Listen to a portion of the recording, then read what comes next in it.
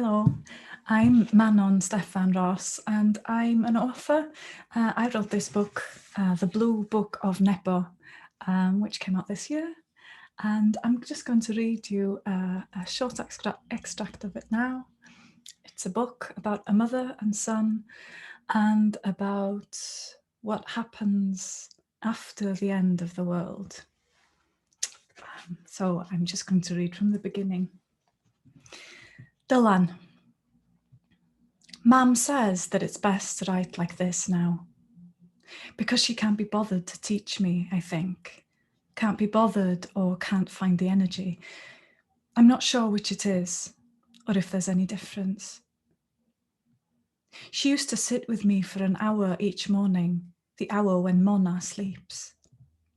We did stuff like adding and reading, not like we used to do at school. No graphs or times tables or anything like that. She got me to read books, and then I had to write about them, and she marked them with a red biro, telling me where I'd spelled something wrong or said something stupid. And then after doing adding up and taking away, there was no more maths. She started to worry. About the biros too, because we don't want them running out. I don't have anything else to teach you, Dylan, she said yesterday. She just read through something I'd written about a romantic novel about a man and a woman who meet on a train, and I think something just clicked in her. There's no point carrying on like this. So she said that as long as I spend an hour writing every day, she wasn't going to bother me with schoolwork anymore. She got this book from a house we broke into in Nebo. It was in one of the small drawers of a little desk in the corner of someone's living room. Usually we only steal the really important stuff like matches or rat poison or books. But she held this notebook in her hands and turned it over a few times before putting it in her bag. You have that, she said later, when we got home, to write your story. The Blue Book of Nebo, I smiled, taking the book from her.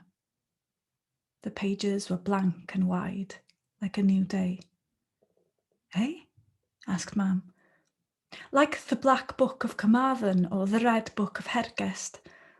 That's how they did it in the olden days. I'd read about them in a book about Welsh history. Important books that said something about our history. And now is a part of history, isn't it? The book's jacket is a lovely, rich, dark blue, almost black. Bible black, Dylan Thomas said. But you can tell when a book is a Bible without even looking at the spine for the title. You just know. My book doesn't look like an important book, but all books are just words strung together. After that, I put the book on the top shelf in case Mona got hold of it, and I went up to the lean-to to fix the corner that's leaking.